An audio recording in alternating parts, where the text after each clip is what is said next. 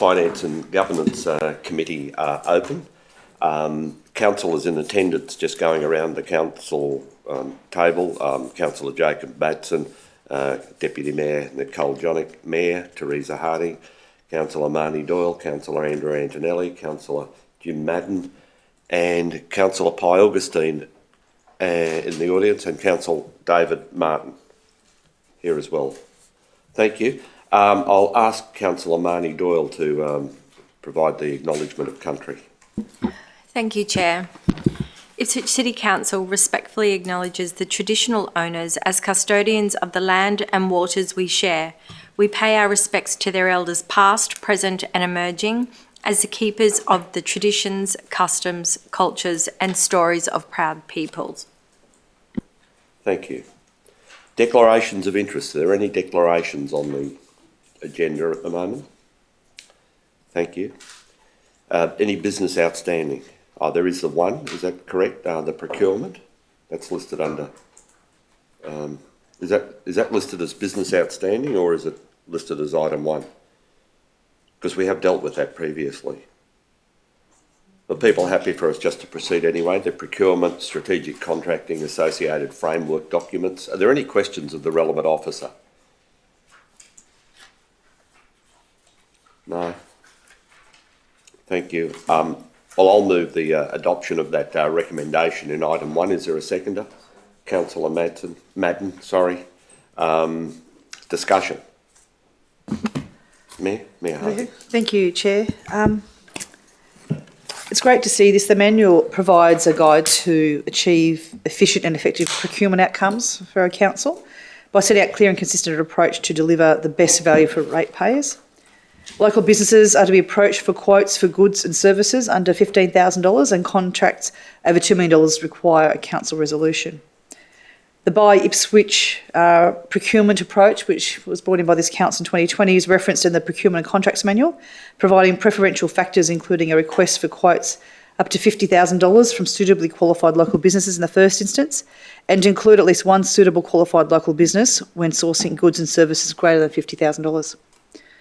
Additionally, local economy support will be weighted at 15% during the evaluation process. A comprehensive forward procurement plan, the annual contracting plan, will propose procurement activities greater than $500,000 that will come before the full council for adoption, which will provide greater transparency to council and the community on how we are spending ratepayers' funds. It's good to see the significant contracting plan template that has been developed to ensure that there is a consistent and compliant approach to significant contracts. The annual contracting plan will be moved to resolution on the 1st of July after the budget as per the legislative requirements. Overall, I think these improvements to our procurement framework strengthens our procurement capabilities and will improve efficiency while also improving our governance and transparency. And I often call the annual contracting plan to be the order book for those suppliers that supply to council. It's a great way for them to see what's coming up and so that they can prepare for tenders and quotes themselves, because there's always a cost to business when they are responding to quotes and tenders as well. So thank you very much, Chair, and I commend you on this. It's a great step forward. Any further discussion?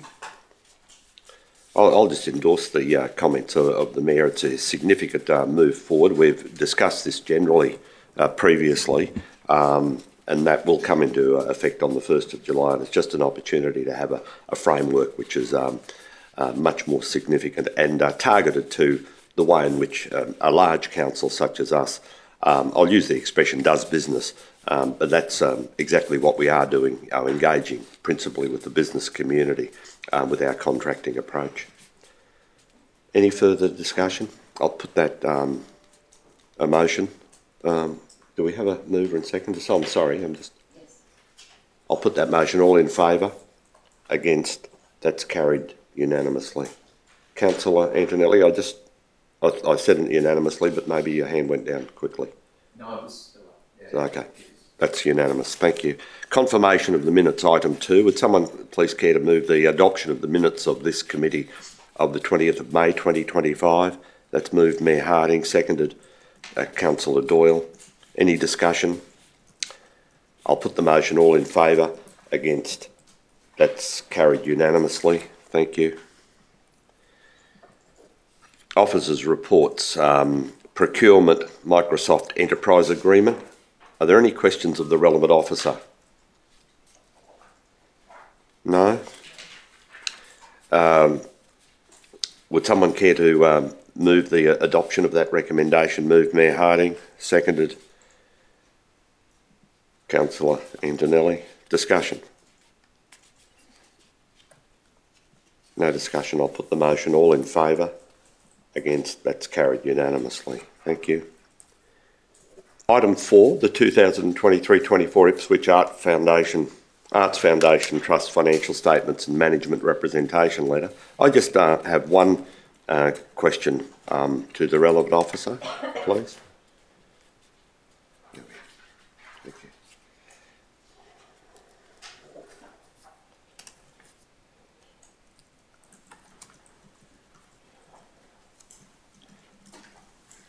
Good morning. Just name and title, please. Certainly. Ben Pole, General Manager, Community, Cultural and Economic Development. It's actually two questions. Firstly, there's nothing of any concern or in relation to that report, I take it, from your point of view? No, the records are all in good order. The only substantial question then is, it's taken a year from the end of the financial year in 2024 for it to come to council. Is there any reason that it's taken a year since the end of the financial year? I couldn't say off the top of my head, Chair. I can take that on notice. If you... Yeah, most of reports of this nature tend to come within a few months, of 6 months or so. So, no, all right, if you've got no... Perhaps you could just circulate that. And will that be the situation in the future, or could we expect a report, in a more timely manner? Noted. Any other questions?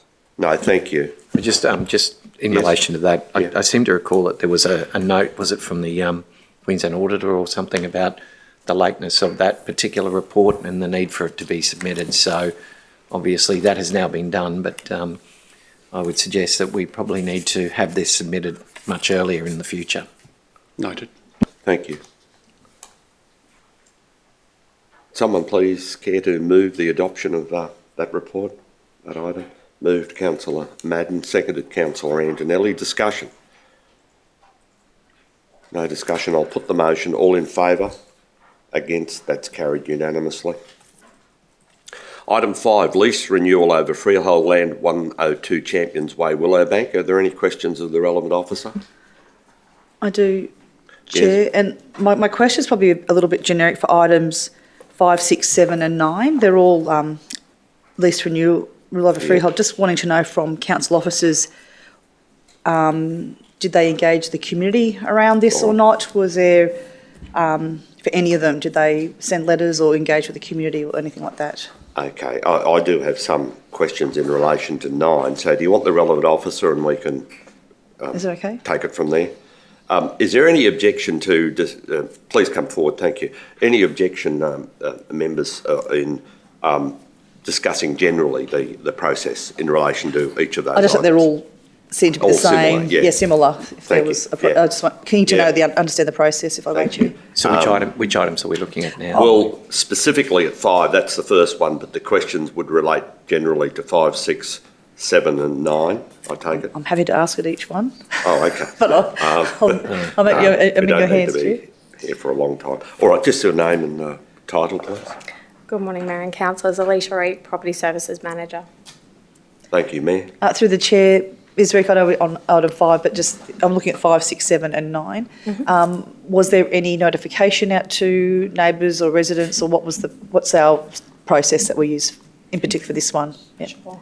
These are renewal of existing leases that are in place. So a number of them are telco sites. There are existing infrastructure on the site. And it would go through a renewal process. So we apply an exemption under the local government regulation, which relates to telecommunications providers. Okay, I can see number 9 as a new lease. Oh, sorry. It's okay. So could I ask for this one, under that provision, we don't go back out to the neighbours or? No. Okay, No. thank you very much. Thank you, Chair. All right. I might leave 9 separately because we're specifically dealing with 5 and there are some different questions I have on 9. So, yeah, thank you. No other questions? No. Just generally, thank you. Would someone care to move the recommendation in item 5 for Champions Way? Moved Councillor Madsen, seconded Mayor Harding. Discussion? I'll put the motion. All in favour? Against? That's carried unanimously. Item 6, lease renewal over freehold land at 20 to 32 Cairns Street, Collingwood Park. I take it there's no questions of the relevant officer. Someone care to move the adoption of that report? Moved by Mayor Harding, seconded Councillor Doyle. Discussion? I'll put that motion. All in favour? Against? That's carried unanimously. Item 7, the lease renewal over freehold land at 11 Thornton Street, Raceview. I take it there's no questions of the relevant officer. Thank you. Would someone care to move the adoption of that recommendation? Moved Mayor Harding, seconded Councillor Antonelli. Thank you. Discussion? If I may, Chair, just in these three, it's great to see this revenue coming to council, assist the ratepayers. They're all 10-year agreements of 26,500 ex-GST, so that's another $750,000, $750,000 over the next 10 years. So any bit helps our ratepayers, so it's good to see. Thank you. Any further discussion? I'll put that motion. All in favour? Against? That's carried unanimously. Item 8, lease and contract renewal for the management and operation of the Cafe Lagoon at Rebel Domain, 155 Southern Cross Circuit, Springfield Central. Are there any questions of the relevant officer? No questions. Someone care to move the adoption of that report? Councillor Madden, seconded Councillor Nicole Johnnick. Discussion?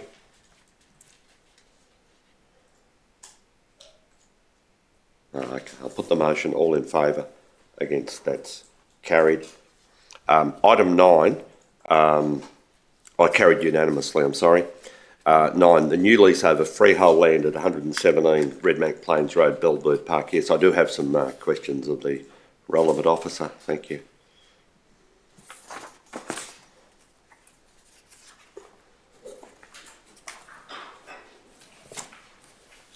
Just name and title again, please.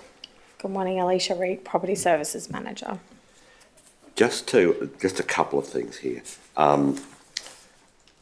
Firstly, in relation to the report, I emailed yesterday, just to clarify on page 2, this is not a renewal of a lease, is it? It's a new lease. Yeah, That is correct. Okay. So what's the process then of amending the recommendation? I think is the wording's fine, but what's the process of amending the report to ensure that the report is correct? If you're happy to trust us to make that administratively, we can do that and update the record, and that will then be part of the official record that we correct the references to a new lease and instead refer to it correctly. Okay. I did have to, I know most of my mobile phone towers in the division too, and I did have to go there in case I'd had a memory lapse and couldn't Apologies. find it. I was pretty sure I was right. And I'd like to thank Matt Smith, the GM of Corporate Services, for clarifying that. There's and maybe I might have a request for Brett Davey in relation to this. We did send out letters because that's next to the service station there, and also it's in a park, Hurlehen Park, in between the service station and a number of homes. I believe we sent a letter to 30 to 45 residents. Sure. So with this particular proposal, it is a new lease, and it sort of is two separate actions by council that would be undertaken, a development assessment sort of process, and also ensuring that we can enter into sort of a lease arrangement over that site. The engagement was undertaken by the telco provider as a part of the planning stuff. So that wasn't undertaken by council, but we did refer to it in the report of what the telco provider had undertaken and had feedback on. Do we see in advance or later the draft or the letter that they send to residents? Unfortunately, I can't confirm that. I don't believe so. I think it was just an action taken by that telecommunications company. Perhaps we should, like councillors aren't aware of that, and I didn't get any calls or emails. I'm not sure if Councillor Johnnick got any, but it's handy to know if, especially if we are writing to residents, or if we know that they're writing to residents, to get some of that feedback, so that we're briefed and know, if residents contact us. So could that be taken on board about where there is that sort of community engagement that the Mayor and local councillors be advised, for the future. The only other comment or query I've got here is, in the printout I got, it didn't have the attachment of where it is located in the park, and I think what's important is, because there are swings in the park, and you've got the servo and the car park in the servo, and you've got the houses on the other side. But I was shown just very briefly, but it was just an A4 print of where it's to be. Are we able to bring that attachment up and show it on the screen, please? So there is further detail in attachment 1, which is the locality plan. I believe there's 5 or so pages of information on what they're proposing, including the location on the park. The image I saw was a aerial view of it, but it wasn't sort of very clear to me. It seemed to be it could be very close to some of the park equipment. Okay. Yeah. They're looking now. Just.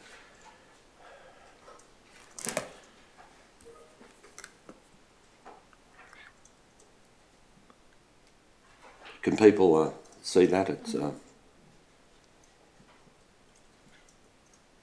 so is that in between the trees, sort of thing? That will be on the boundary of, I believe it's a service station. The telco provider in the plans have said that there is no vegetation that would be removed or any impacts to existing infrastructure. So, it's probably as far away as you can get from the houses or the equipment. We have also engaged internally with a number of different departments to clarify that information, and with this decision separately, there would be a development application process that the telco provider would have to go through as well. Okay, now that happens after the lease approval, is that correct? It's sort of which one do we do first, and we seen it as probably bringing it forward to council for consideration on whether it was something we would like to enter into. I did talk to Brett Davey before about perhaps a refresher for me and other councillors about what is the process currently for mobile phone towers in Australia. I think there are some national federal government requirements. It might be handy so that we are aware of this for new towers in the future. But were there any other questions at the moment?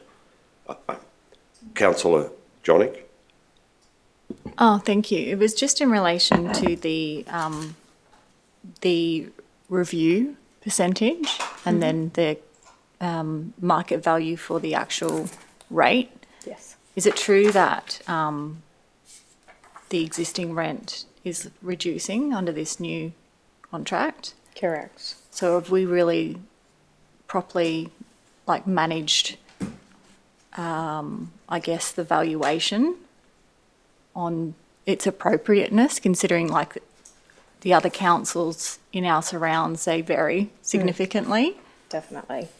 That is the process of seeking that independent valuation. Yeah. So there is a lot of conversation around the indexation percentage on the leases as well as the starting and commencing rent. So that's where we rely on that independent evaluation advice, and on the basis of all the existing agreements across the LGA and how the independent valuer approaches the assessment, that has been the position.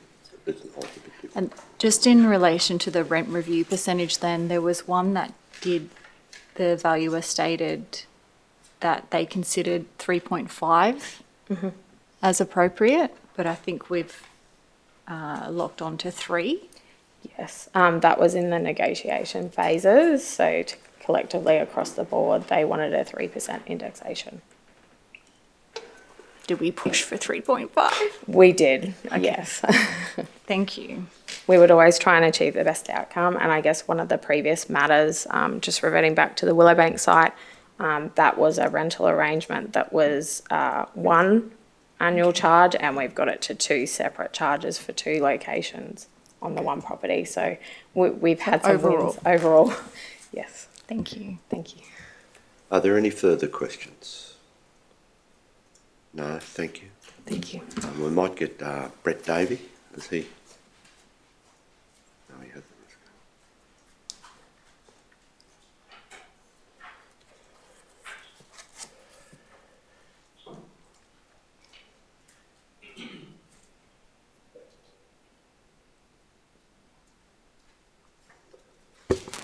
Thank you. Just the name and title, please. Brett Davey, General Manager, Planning and Regulatory Services. So can you just advise us what the planning processes are under our planning scheme and under state and federal law in relation to new mobile phone towers? Yes, so I might start with the federal governance around this. So the telecommunications facilities are governed by the Telecommunications Act of 1997. There are, generally speaking, 2 categories of facility under that legislation. There's a lot of other provisions, but how it links to us is whether it's a low impact facility or not a low impact facility. If it's a low impact facility, it might be installing panels onto a building or an existing structure or an existing tower. If it's not a low impact facility, then it might involve the construction of a tower. So for those 2 categories, we can't, under the planning scheme, make the low impact facilities, those installation of panels on buildings and that sort of thing, to be accessible under our scheme. We can make the towers and others, things that aren't low impact facilities, accessible under the scheme. They can only be code accessible. So code accessible is the category of assessment that's an assessment against our benchmarks, does not include public notification. So that's the general statutory approach. So if we receive these, they're almost always only ever code accessible, and we only receive essentially new facilities, as in new mobile phone towers, or if there is a major change to an existing mobile phone tower. So, you know, we've received a few in the past where there's been a major change in height of the tower or something along those lines. Yes. I recall when mobile phone towers were starting to be implemented around Australia. Some of them are obviously what we call impact accessible in Queensland, but they were being held up for months, if not years, through the courts by community objections. So that process has been eliminated under federal law. Yes, yeah, and that's been in place for quite some time. I'd have to do some digging to search exactly when, but it would be in the order of 15 years or more it's been in that status. And the other thing to note is these mobile phone towers, we've often tried to negotiate to have them co-located. So in the past, it might be provider specific. So often now these towers are proposed by a private company, and their business is in telecommunications, and they will have customers. As an example, they might be working for Vodafone, Optus and Telstra. And so often these facilities are shared with multiple providers. And the other element to note is with the mobile phone network and obviously the transition over time to 5G, there is a lot of science behind locating mobile phone towers to ensure that we don't have black spots. So when it comes to actual decision making on the sites, there is usually very little decision making in terms of where it should go, because the science suggests where there is a black spot or where there is inadequate coverage. All right, that's good. Are there any other questions? Like, we haven't had this opportunity, I don't think, for a long time of discussing what the rules are. Councillor Doyle. As you mentioned, Mr. Davey, that the vast majority are code accessible, and then science dictates largely where it's appropriate to put them. Are there still opportunities? How are residents protected, I guess, so that there's the best possible outcome for them as with regard to location and impact on amenity? So the amenity question is difficult because it's pretty hard to disguise these things. So from that perspective, we do try and negotiate with the providers to make sure the site is as concealed as possible. And there's often a relationship between the elevation of the area, as in the height of the land versus the height of the tower. So sometimes it makes more sense to get them up on a hill, for example. And then the majority of visibility of these things is actually from a low level. So it's very rare that someone stands and looks up at a 14, 25, whatever metre tower. So what we tend to try and do is to have them as a monopole, so a concrete or a steel pole rather than a lattice steel structure. That reduces the visibility of it. We've also had a number of examples where we've tried to have the pole colour coded. To be honest, that's been unsuccessful in that regardless of which colour you pick, it becomes visible. So often the best colour solution is a galvanised solution, which then dulls over time. But unfortunately, if it comes to some of the sentiment we get where community go, we don't want it there often is very limited ability for us to enforce a change of location, given that the science suggests it should be there and the Telecommunications Act is designed to provide a service for the community. Further questions? Mayor? I probably had the question through you, Chair. When the developer does send out notifications, like I think they did with this one, and also we had in the previous committee with Greenwood Village Road and council not being aware, or the council's not being aware, how do we always like to make sure our residents are informed. How do we change a system so we can make sure that we are informed when those notices go out? This is something that I think we could flag with the provider in this case. So as I said before, there's a number of commercial entities that build these towers and then liaise with the likes of Telstra. So in this case, I might work with property to provide some advice to them that we would like to get forewarning of this type of notification we can circulate to you. On the Greenwood Village Road circumstance, slightly different. We'd actually asked the developer to communicate with the community about this change, which they've done. What was missing there was just that final piece to go, we're about to go to the community. So, and share it with the councillors. Yeah. Thank you, Chair. Thank you. Any other questions? No, and thanks for that. I don't know if we've ever discussed that in recent times about what the process is, but that's so pretty well everything is either code accessible or as of right if it's a either code accessible or accepted development. Yeah. Okay, thank you. Thank you. Would someone care to move the adoption of that recommendation? Councillor Madden, seconder, Councillor Antonelli. Discussion. I'll put that motion. All in favour? Against? That's carried unanimously. Item 10, new lease over freehold land for community housing initiative. Are there any questions of the relevant officer and is there any need to move into a closed session? Chair, I would like to a closed session, but I wouldn't mind having a discussion, so I wouldn't mind if we could move and second it so we can have a discussion when we're in closed session, if it's amenable to... Certainly, yeah. Well, I'll call for a mover now. Moved to Councillor Doyle, seconded Mayor Harding. And I will move that in accordance with section 254J3... I think I will be the relevant one. F, matters that may directly affect the health and safety of an individual or a group of individuals of the Local Government Regulation 2012, that the meeting move into a closed session to discuss this particular matter. Is there a seconder for that? Seconded, Mayor. Thank you, Chair. Harding. All in. Any discussion on that? I'll put that motion. All in favour? Against? That's carried. Thank you. So persons who are, we're now in closed session. So persons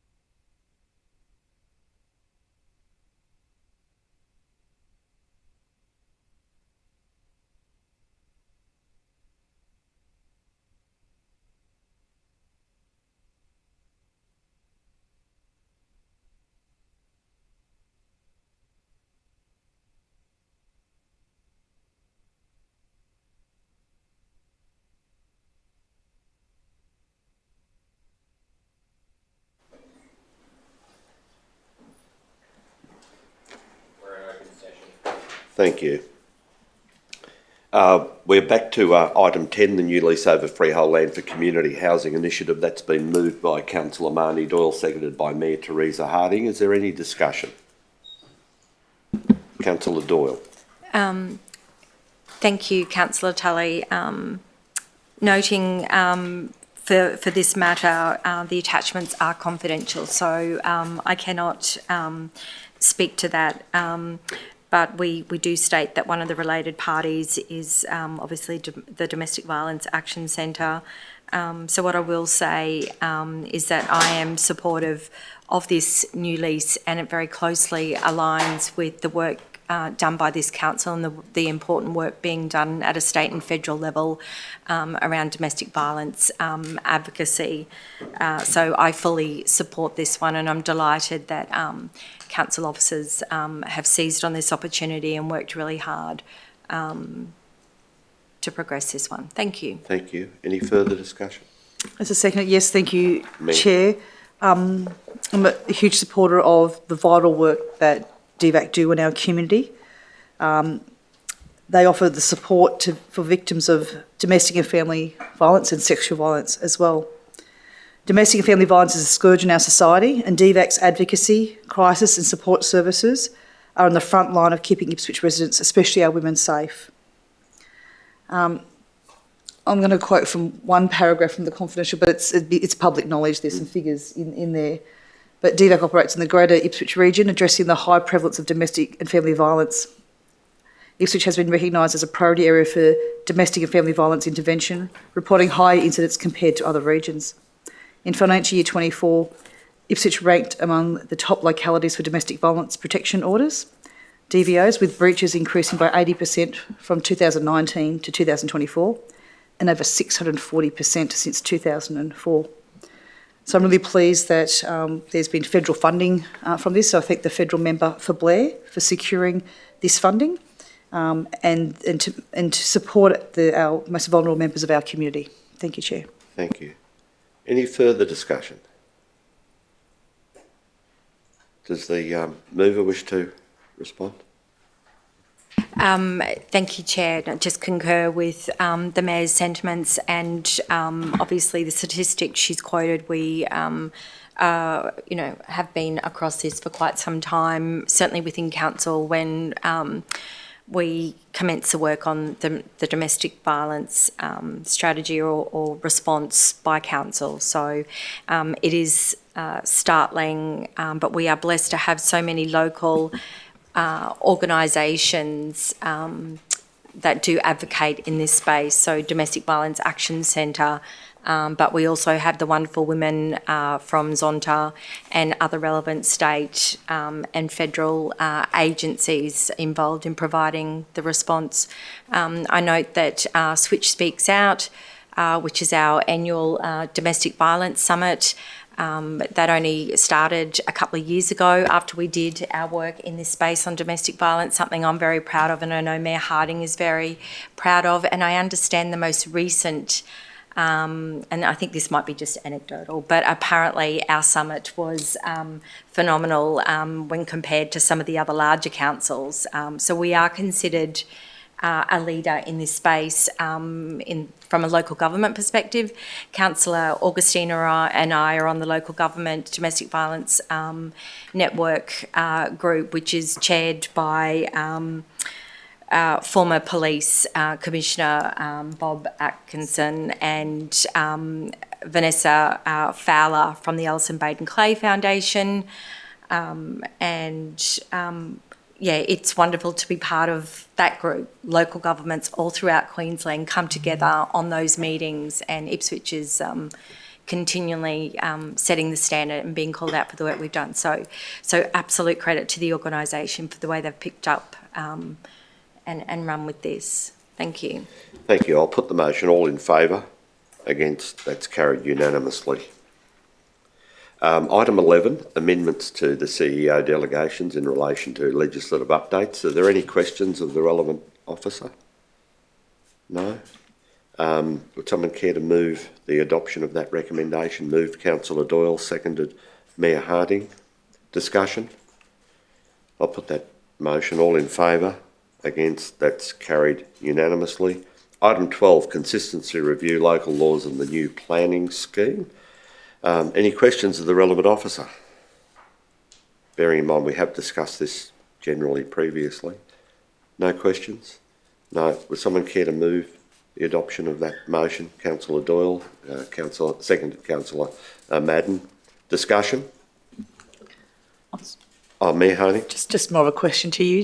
You chair the Regulatory Advisory Committee. Just are you happy with progress, or do you have anything you'd like to? Yes, we do have a separate report on the okay. Regulatory Advisory. Yeah, well, this is important because there have been changes in definitions and provisions, but I don't think there's any great substance involved. But when you do a new planning scheme, because of the high state involvement in that, the local laws need some revision, and most of it's just references and issues like that.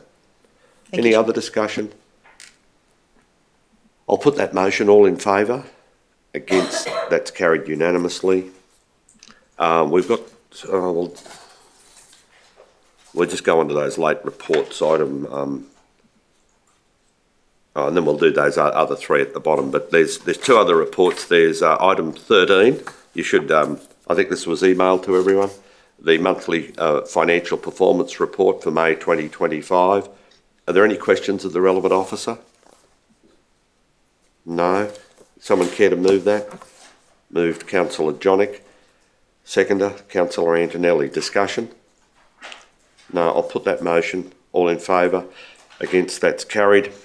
Item 14, the report of the Regulation Advisory Committee 2025-02 of the 5th of June.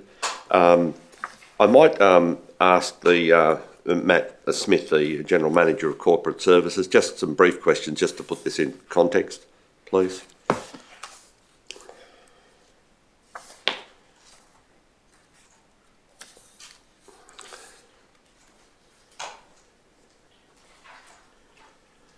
Thank you. Name and title. Good morning, Chair, Deputy Mayor, Deputy Mayor, Councillors. Matt Smith, General Manager, Corporate Services. Thank you. We had the meeting last week, and it was to just review the process of the review of our local laws, and there was a desire there, and you can just, well, it's more a comment, I guess, rather than, but if you could, that we're trying to compress the time so that we can move to that review of the local laws by the committee itself. So you just explain this report and what we're endeavouring to achieve.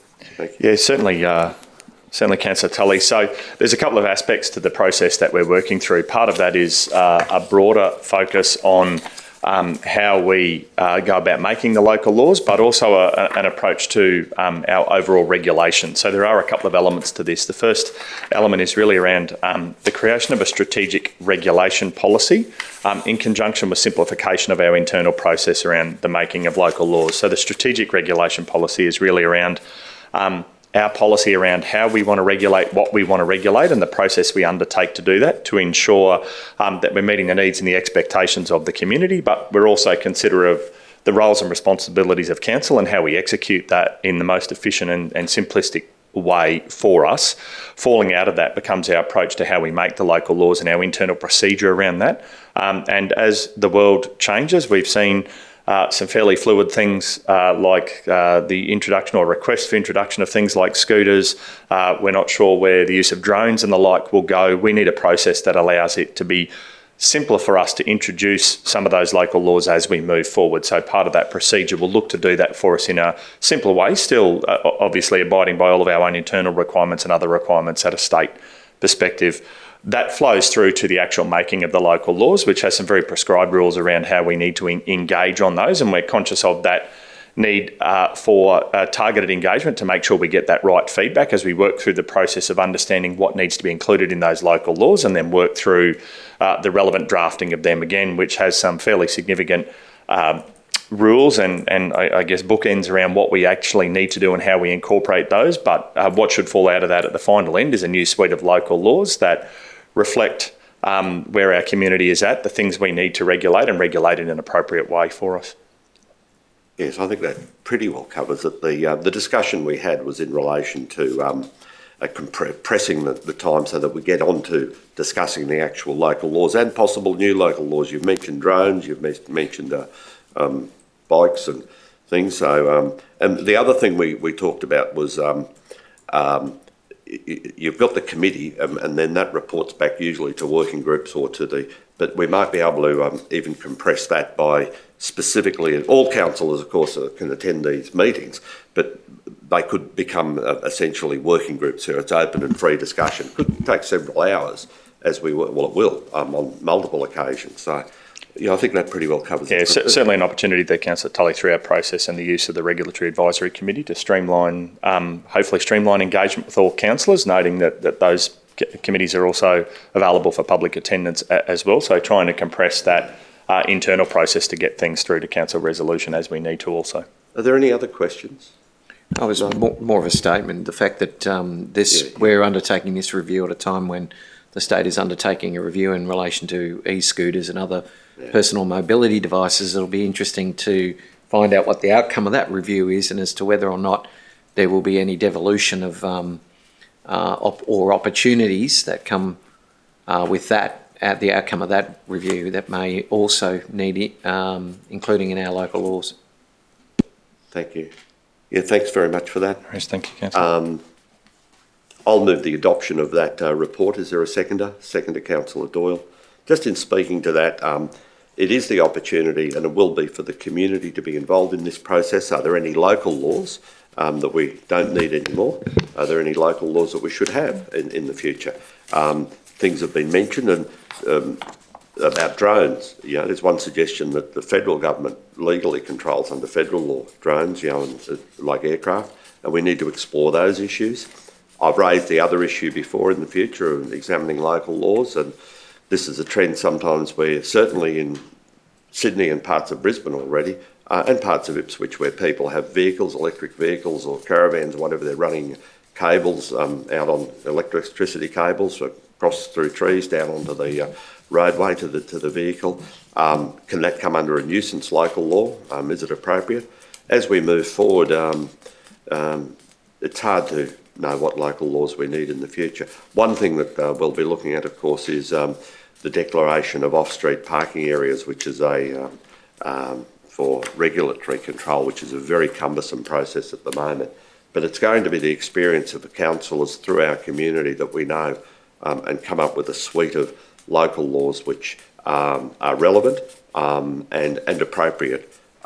It's hard to guess exactly where things are heading, but it's an opportunity to compress that. So we get onto the, after the community consultation, we get onto the real process of reviewing these local laws in detail. And if people are agreeable, I think the committee would welcome sessions, which otherwise you've got this committee and then you've got briefing things and then back to the committee and then back to council. So we might be able to roll that all into one process. Councillor Doyle. Yeah, Councillor Tully, I was just going to add potentially just the communications with councillors when we get to the point in some of our advisory committee sessions.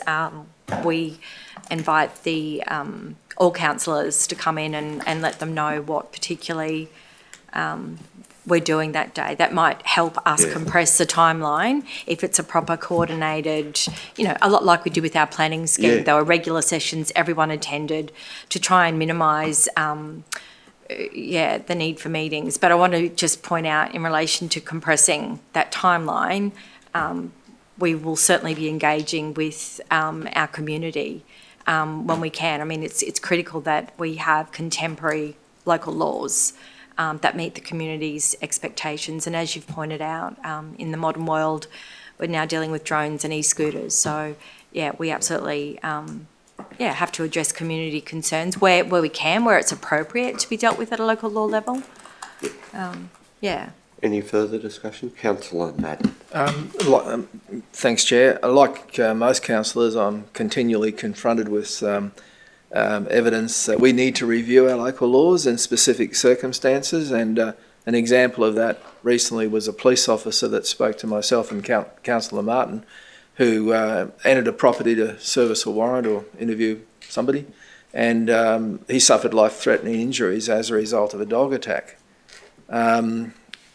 and that has raised the issue with myself and Councillor Martin. They were going to seek advice from the relevant council officer to see what can be done. And that dog is still in that house, and that house is across the road from a state school, you know.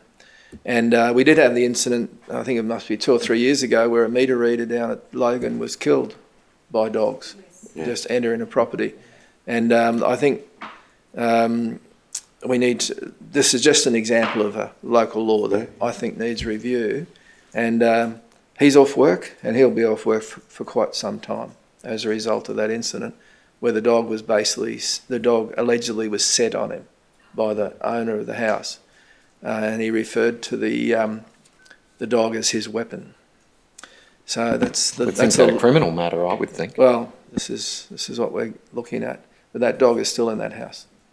So it's just an example, Chair, of incidents that confront councillors almost on a day-to-day basis, where we have to go and look at the local laws to see what laws we have and to see whether those laws need to be strengthened. Sure.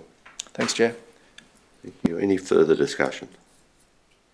No, thank you. And that is the nub of the process, to make sure and they might, existing local laws, I think that there's a general agreement they will be, even if we don't change the thrust of them, that they'll be in more useful or relevant language as times change. The legislative drafting changes as well. So just because we change that doesn't mean we're changing the intent or the thrust of the local laws. Thank you. I'll put that motion. All in favour? Against? That's carried unanimously. Notice of motion. I don't believe there's any notice, or are there any notices of motion for the next meeting? Thank you. Matters arising as a result of today's questions and general business. That's the final item on the agenda. No questions or general business? Oh. Yes, I do recall I did have one. I was just seeking an update of the matter relating to Swift Sports Club in relation to the previous council resolution. I note that we may need to close the meeting for that discussion. Based on the information you need to know, or seeking, you believe that we need to close the meeting? I'm in the hands of the officers as to whether or not the matter is of commercial in confidence.